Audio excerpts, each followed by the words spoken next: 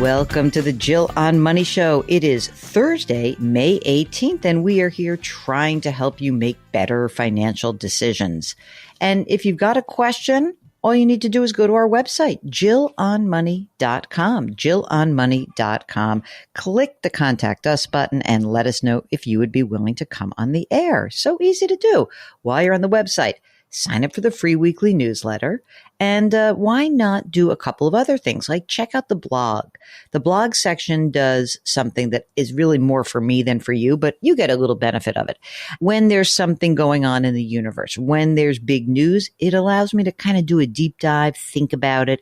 And for your benefit, it helps me talk about it in a way that is hopefully relatable. Also, it just allows me to use the calendar to come up with things to talk about, like this weekend, I'm going to post something about what is the class of 2023's prospects? Little good, little bad, and you'll have to check it out. Anyway, it's all on the website. That's the free stuff, the free weekly newsletter, the blog, the resources, all there for you. If you've got, I don't know, I keep saying $100, but let me edit that for a second. It's less than $100. In fact, we're talking about kind of $60, like all in. If you got $50 floating around, you can do two things. You can subscribe to our new service. It's called Jill on Money Live. That's where you have access to quarterly live webinars and more special content. And you can do that for $35 for the next 12 months. Pretty cool. And you can buy the book, which I don't know, how much is it now? 20 something. So $60, you can buy The Great Money Reset. You can subscribe to our new service. You can get a lot of information out of us, and it will not break the bank. I promise. All right. So let's do some emails because they do tend to pile up a bit. This is from Sylvia, who writes, last year I suffered a stroke. I returned to work for 6 months last year, but then left in January to focus on my recovery. The 12-hour days and weekends didn't leave much time for therapy. I'll tell you that. And now I do volunteer work. I want to keep active. And I know that I cannot do the work that I used to do, and I don't want to work those crazy hours. I do enjoy spending time with my family. I'm in excellent health. And the stroke was actually not medically caused. It was an accident. Still, I'm having a hard time finding part-time work. So here's the question. Am I okay to retire? I am 58. My husband will be 60 in October. Our monthly expenses are $9,000. That includes food and entertainment, utilities, car and house insurance, maintenance of the house, health insurance, not travel. The house is worth $1 million. They have no mortgage. And she says we will eventually move to a lower tax state. My husband works and earns $100,000 a year. They've got $1 million in a brokerage account, $1.2 million in an IRA, and then $300,000 in savings and CDs. So, question. Are we okay if my husband were to retire next year? He expects to get a part-time position, but I'm not going to rely on that happening. Thank you for your help. Oh, this is not perfect. Even if you have $1 million house, let's say you move to a lower tax state. And let's say that out of the $1 million, you need to spend, I don't know, $500,000. So that would mean that you would have $1.5 million in a brokerage plus the CDs and savings. So $1.8 million and then $1.2 million.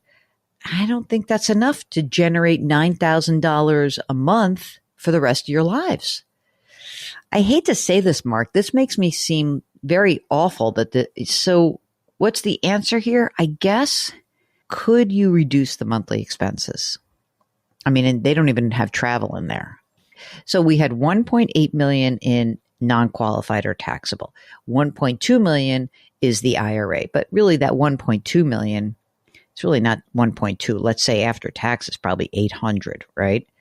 So now what I actually have is $2.6 million, and I have to generate this 90 grand, and I can't collect Social Security yet, right? So now I got to spend 90 grand for some group of years. My husband will see 60 for 7 years at least, right? To get to full retirement age. I don't like the numbers here. This doesn't work for me. I think that if your husband can delay retirement for a year, maybe two, And I would stop putting money in an IRA. I would keep building up your brokerage account. If you can get some sort of part-time work, then I think, we're talking. But I don't think, as the situation as you laid it out, unfortunately, I'm happy to talk you through it and really learn more about you, Sylvia, but I don't think it works the way that you have just laid out for us.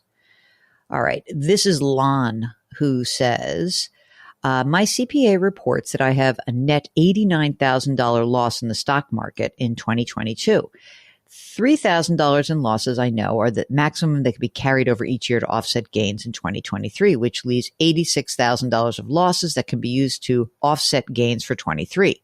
Can the gains from transitioning from a traditional IRA to a Roth be carried over to offset this loss? No, that would be so awesome if it were.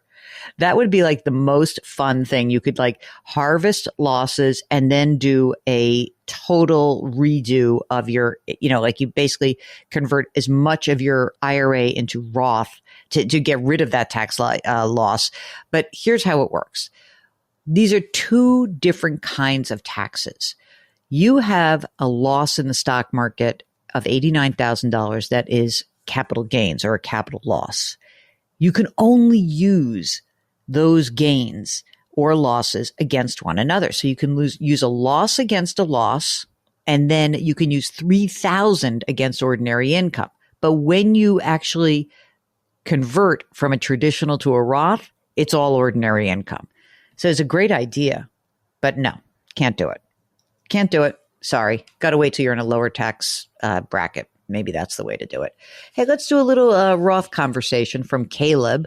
And he says, huge thanks to you and Mark for your financial wisdom and great content. My coworker recommended your podcast to me. Shout out to Jenny. And I've been listening nonstop to your thoughtful insights and soothing voice since. And Mark, I got a soothing voice, baby. Me and Barry White.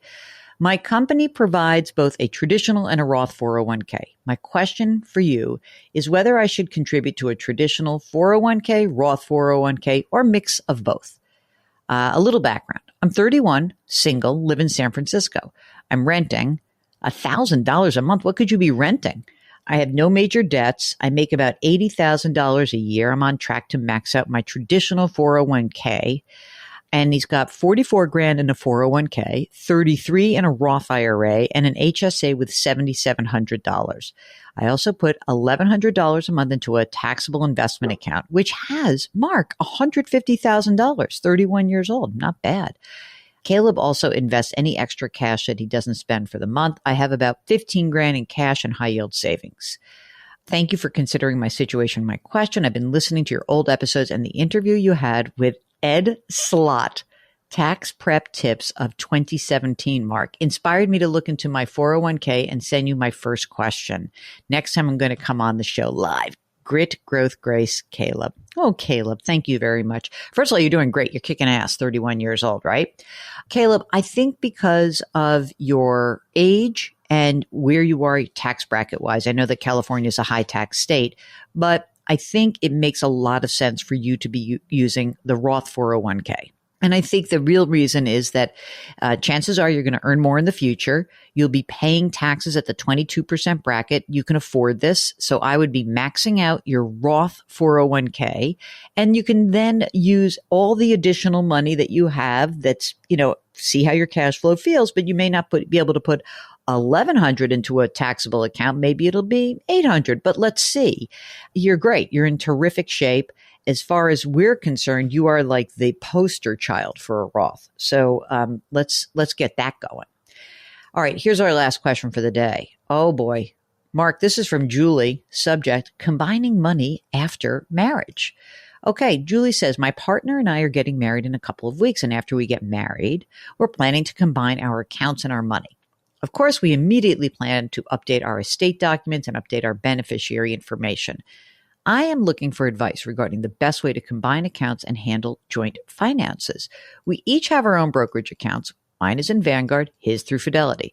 Do we add each other's names to them? Does one of us move our money? Is it worth finding a financial planner to look at everything we have going on? Do we have to combine these, Mark? Do we have to? I am thinking if you really want to combine it. You can start a brand new account, open up a joint brokerage account, and each of you can contribute and put the money in that is yours. Or you can just keep these two accounts as is and just open one new joint account. The big question that you need to really consider is who's going to do what? Who is going to be managing the money? Who is going to be paying the bills?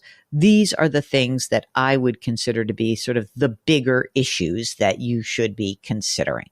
Don't put each other on joint credit cards. That's always a bad idea. And I think that's it. I think that'll do it. All right. Well, that's it for the program. We thank you very much for joining us today. I'm just digging this whole May weather. I'm feeling good. Mark, I just was listening to one of our shows from last week where we talked to the guy who was the Maple Leafs fan. All I can say is that we were certainly onto something in that conversation. Okay. Anyway, I digress.